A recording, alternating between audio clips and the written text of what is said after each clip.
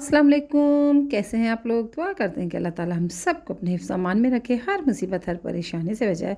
तो हमारे किचन में आज बन रहा है बहुत मज़ेदार रेसिपी, यानी आज हम बना रहे हैं शाही चिकन बादामी कोरमा। जी हाँ, बहुत ज़बरदस्त रेसिपी है, ज़रूर ट्राई कीजिएगा, मिस मत कीजिएगा। तो यहाँ पर हमने जो इंग्रेडिएंट्स लिए हैं उसमें हमने ले लिया था जनाब पौना कप ऑयल है, वो हमने ले लिया। और आज हम बना रहे हैं मिट्टी की हांडी में, जिससे इस सालन का टेस्ट और मज़ीद अच्छा हो जाएगा। तो यहाँ पर हमने 1 टेबल स्पून ले लिया था साबुत गरम मसाला, जिसमें ज़ीरे समेत तमाम चीज़ें शामिल थीं जो साबुत गरम मसाले में होती हैं। एक बड़ी इलायची और 3 से 4 अदद हमने छोटी इलायची ले ली थी, ग्रीन वाली। तो मसाले को अच्छी तरह से हमने कड़का लिया, गरम मसाले को, फिर उसमें हमने शामिल कर दी थी। यहाँ पर हमने ऑनियन ले लिए थे, तकरीबन 3 से 4 अदद मीडियम साइज़ के थे। आप प्याज अपने हिसाब से भी ले सकती हैं, ज़्यादा डालना चाहें ज़्यादा ले सकती हैं। तो वो मैंने इसमें शामिल कर दी और इसको मैंने इसमें अच्छी तरह से डालकर चला लिया तकरीबन 5 मिनट के लिए। फिर उसके बाद मैंने इसमें शामिल कर दिया साबुत अदरक का टुकड़ा काट कर। 1 इंच के करीब मैंने टुकड़ा ले लिया था साबुत अदरक का। जी हाँ, मुझे प्याज के साथ इसको फ्राई करना है, तो इसका जायका होने वाला है थोड़ा सा डिफरेंट, आम कौरमे से थोड़ा सा हटकर।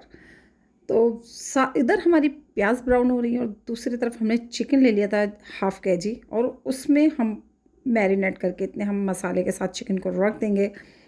तो साथ साथ मैंने उसमें शामिल कर दी थी दही। तो दही मैंने ले ली थी तकरीबन 250 ग्राम, यानी 1 पाव के करीब। लहसुन अदरक का पेस्ट था 1 टेबल स्पून, हल्दी थी हाफ़ टी स्पून, पिसा हुआ धनिया था 1 टेबल स्पून, पिसी हुई लाल मिर्च 1 टेबल स्पून, सॉल्ट था हमारे पास हाफ़ टी स्पून। बाकी आप मसाले अपने टेस्ट के हिसाब से भी कम ज़्यादा कर सकते हैं।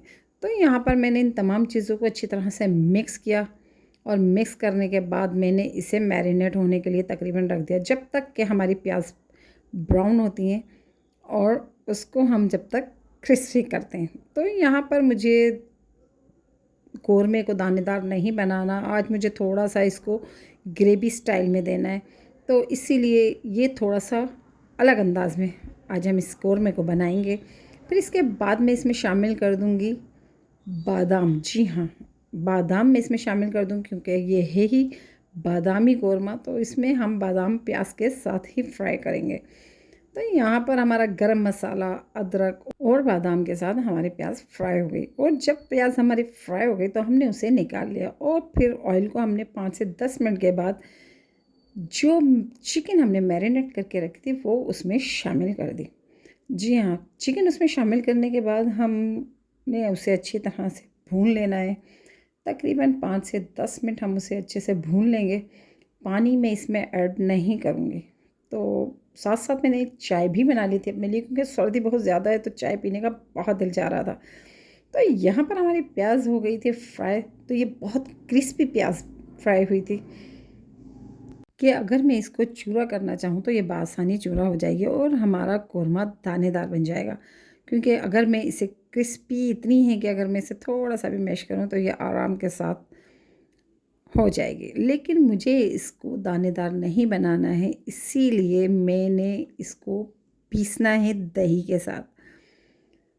तो मुझे ग्रेवी वाला चाहिए, इसलिए मुझे इसका पेस्ट बनाना है प्याज का।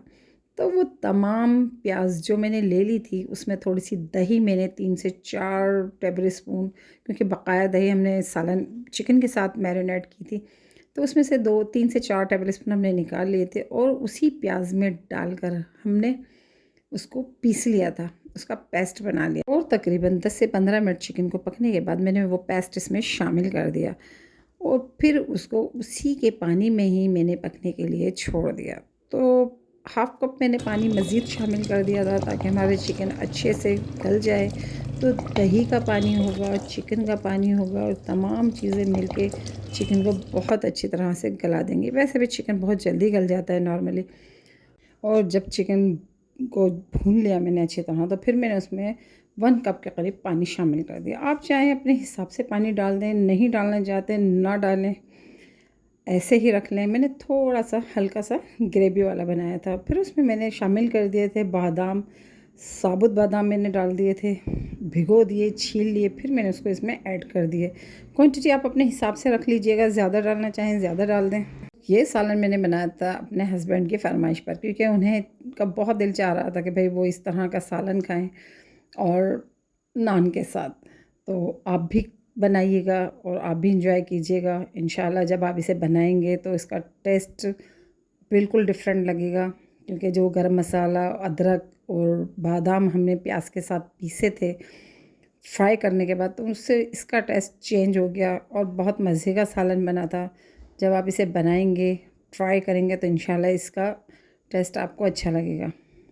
तो मेरे चैनल पर जो फर्स्ट टाइम आए हैं और मेरा चैनल देख रहे हैं, तो प्लीज़ लाइक, शेयर और सब्सक्राइब ज़रूर कीजिएगा। रेसिपी अगर अच्छी लगे तो कमेंट्स भी कर दीजिएगा। तो उम्मीद करती हूँ कि रेसिपी आपको पसंद आएगी। तो रेसिपी अगर पसंद आए तो लाइक कीजिएगा, शेयर कीजिएगा, सब्सक्राइब कीजिएगा और अपनी दुआओं में हमें याद रखिएगा। तो इंशाल्लाह मिलते हैं नेक्स्ट रेसिपी के साथ। अल्लाह हाफ़िज़।